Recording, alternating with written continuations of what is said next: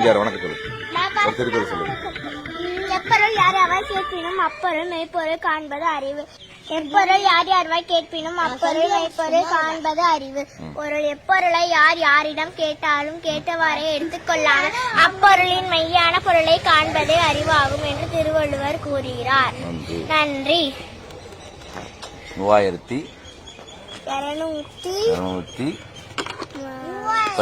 நாள். 18